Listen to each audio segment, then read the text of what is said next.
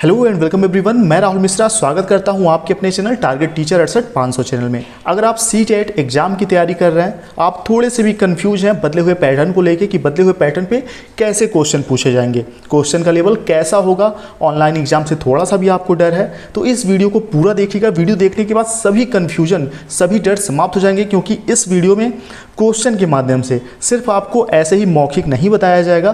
Question के through मैं समझाने की कोशिश करूंगा आपको कि पहले क्वेश्चन कैसे आते थे, आपको ये तो पता ही होगा, और बदले हुए पैटर्न पे जब क्वेश्चन पूछे जाएंगे, यानी कि कॉन्सेप्ट बेस्ड जो क्वेश्चन है वही ज़्यादातर होंगे। तो कॉन्सेप्ट बेस्ड क्वेश्चन कैसे पूछे जाएंगे, अगर कोई जीन पियाजे की थ्योरी है या कोई भी क्वेश्चन है, कोई भी टॉपिक है, तो उससे बदले हुए पैटर्न पे क्वेश्चन कैसे बनने वाले हैं। तो आइए बिना टाइम गवाए वीडियो हम शुरू करते हैं और क्वेश्चन के माध्यम से बहुत ही आसानी से समझते हैं। बहुत ही ध्यान से यहाँ समझने की कोशिश करिएगा। इस क्वेश्चन के माध्यम से बहुत ही अच्छा क्वेश्चन आपको समझाने के लिए यहाँ पे बनाया गया है, जो कि आपके CTET के सिलेबस के अंदर से ही है। और आपको पता है CTET में पाठ्यक्रम यानी कि सिलेबस बिल्कुल भी चेंज नहीं होगा, सिर्फ क्वेश्चन पूछे जाने का पैटर्न चेंज होगा, यानी कि कॉन्सेप्ट बेस्ड क्वेश्चन ज़्यादा से ज़्यादा पूछे जाएंगे, कॉन्सेप्चुअल क्वेश्चन ज़्यादा पूछे जाएंगे। इस क्वेश्चन के माध्यम से बहुत ही ध्यान से आप समझिएगा, क्योंकि जब तक आपका कन्फ्यूजन दूर नहीं होगा कि बदले हुए पैटर्न पे किस तरह से क्वेश्चन पूछे जाएंगे, तब तक आपका तैयारी में, पढ़ाई में बिल्कुल मन नहीं लगेगा CTET की तैयारी में। ठीक है, तो बहुत ही ध्यान से देखिए, क्योंकि यह पता होना बहुत ज़रूरी है कि बदले हुए पैटर्न पे क्वेश्चन कैसे पूछे जाएंगे। बिल्कुल घबराने की जरूरत नहीं है, ध्यान से देखिए। इस क्वेश्चन को पहले अच्छे से आप पढ़िए।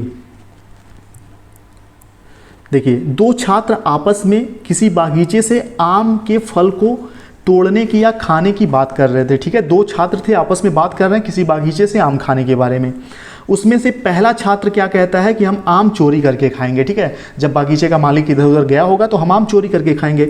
और दूसरा छात्र क्या कहता है कि नहीं, हम बागीचे के मालिक से आम को मांग कर खाएंगे। ठीक, तीसरा छात्र उन दोनों की बात को ध्यान से सुनता है, फिर वह कहता है कि चोरी करके खाना गलत है, हम मांग कर खाएंगे।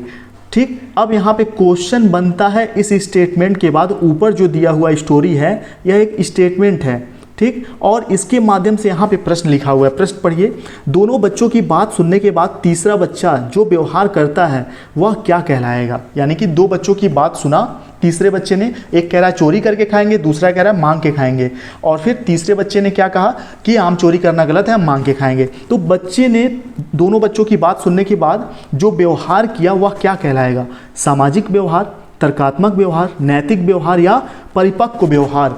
और देखिए, जो कॉन्सेप्चुअल क्वेश्चन होते हैं उनको करने के लिए जितने भी मनोवैज्ञानिकों की थ्योरीज हैं उनको बहुत ही अच्छे से आपको पढ़ना होगा। ठीक है, तभी आपका कॉन्सेप्ट क्लियर होगा बच्चों के बारे में, उनके नैतिक व्यवहार के बारे में, सामाजिक व्यवहार के बारे में, उनके संज्ञानात्मक व्यवहार के विकास के बारे में। तो कॉन्सेप्ट बेस्ड क्वेश्चन आप तभी कर पाएंगे जब सभी मनोवैज्ञानिकों की थ्योरी आप अच्छे से पढ़ेंगे। एक कॉन्सेप्ट बेस्ड क्वेश्चन था और इसका सही आंसर क्या होगा, नैतिक व्यवहार, और यह कोलबर्ग के नैतिक विकास के थ्योरी से संबंधित क्वेश्चन था। ठीक है, यह क्वेश्चन मैंने आप लोगों के लिए बनाया है आपके सिलेबस के अकॉर्डिंग।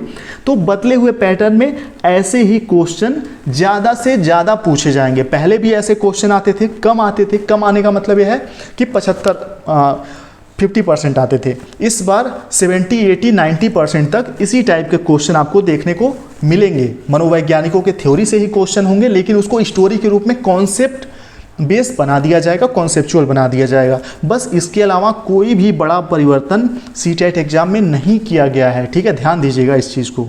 और भी क्वेश्चन है, देखते हैं।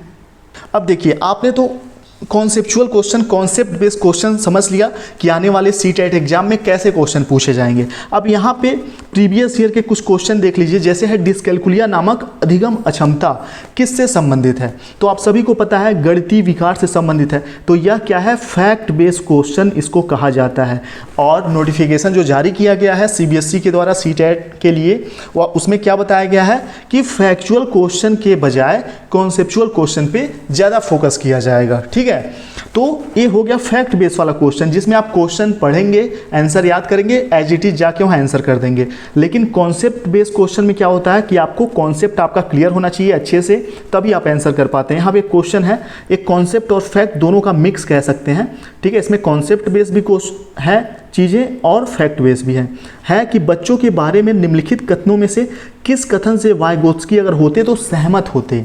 ठीक। तो बच्चे समवयस्कों और वयस्कों के साथ सामाजिक अंतःक्रिया के माध्यम से सीखते हैं। इसमें कॉन्सेप्ट भी छुपा हुआ है और फैक्ट भी छुपा हुआ है, ठीक है। क्योंकि अगर आप वाइगोत्स्की का थ्योरी नहीं पढ़े होंगे तो आपको नहीं पता होगा कि वाइगोत्स्की क्या सोचते थे बच्चों के बारे में। वाइगोत्स्की सोचते थे कि बच्चे वयस्कों और समवयस्कों के साथ अंतःक्रिया के माध्यम से सीखते हैं। पहला ऑप्शन इसका सही हो जाएगा। तो बस इसी टाइप के क्वेश्चन होंगे, ऐसा नहीं है कि बहुत डिफिकल्ट कर दिया जाएगा सीटेट को, ऐसा वैसा, बस कॉन्सेप्ट बेस्ड क्वेश्चन को बढ़ा दिया जाएगा, ठीक है। ज़्यादा ध्यान दिया जाएगा, डिजिटल शिक्षा पे ज़्यादा ध्यान दिया जा रहा है, ठीक है। जो न्यू एजुकेशन पॉलिसी है या ठीक है उस पर ज़्यादा फोकस किया जाएगा।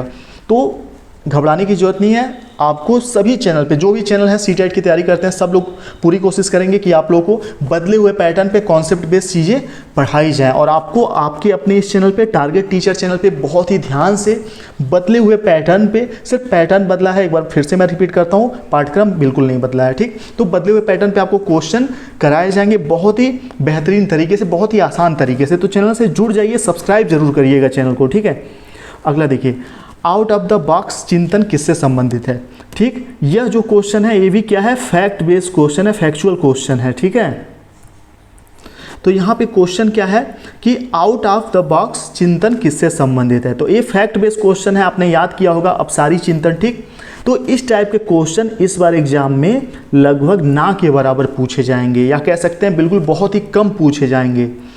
और किस तरह के क्वेश्चन होंगे, एक पेडागोजी वाले क्वेश्चन, शिक्षा शास्त्र टाइप के जो क्वेश्चन हैं, पहले भी सीटेट में पूछे जाते थे, उनकी संख्या बढ़ा दी जाएगी। कॉन्सेप्ट को अच्छे से समझ के आप एग्जाम में जाएंगे, तभी आप अच्छे से आंसर कर पाएंगे। देखिए अगला क्वेश्चन है, आपकी कक्षा में एक क्वेश्चन जो अगला वाला है वो क्या है, कॉन्सेप्ट बेस्ड क्वेश्चन है। आपकी कक्षा में एक छात्र देर से आता है, आप क्या करेंगे। आपकी कक्षा में कोई छात्र ऐसा है जो विद्यालय देर से आता है, ठीक है, क्लास में देर से आता है, तो आप क्या करेंगे। ये फैक्ट बेस्ड क्वेश्चन ही है, एक कॉन्सेप्ट बेस्ड क्वेश्चन है। तो आप क्या करेंगे, उसे दंड देंगे, बिल्कुल नहीं देना क्योंकि नकारात्मक शब्द है, ठीक। उसके अभिभावक को सूचित करेंगे, बिल्कुल सूचित करेंगे, लेकिन उससे पहले हमारी भी जिम्मेदारी है एक शिक्षक के रूप में, ठीक।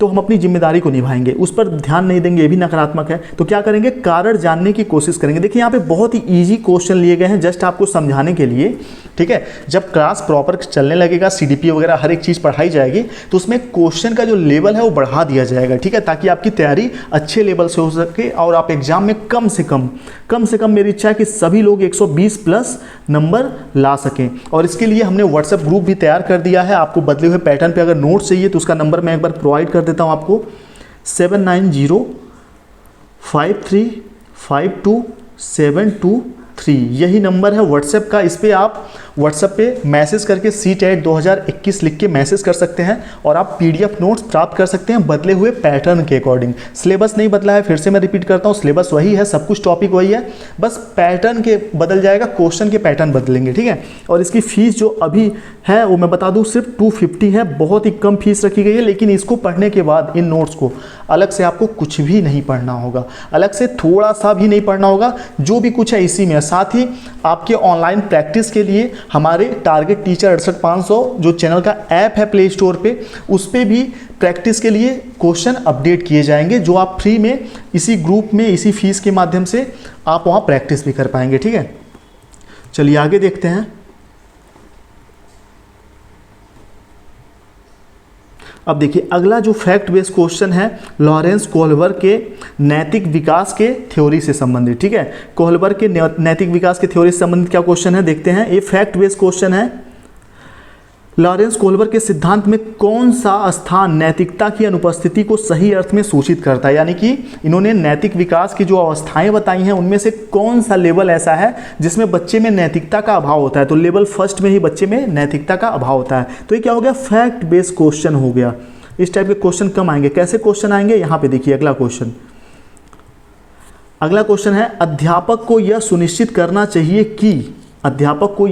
करना चाहिए कि उसकी कक्षा के सभी शिक्षार्थी अपने आप को स्वीकृत समझें और सम्मानित समझें। इसके लिए शिक्षक को क्या करना चाहिए, ठीक है। कड़े नियम बिल्कुल नहीं बनाने हैं।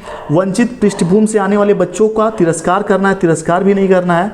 उन शिक्षार्थियों का पता लगाएं जो अच्छी अंग्रेजी बोल सकते हों और संपन्न घरों से हों, ऐसा भी आपको नहीं करना है, ठीक है।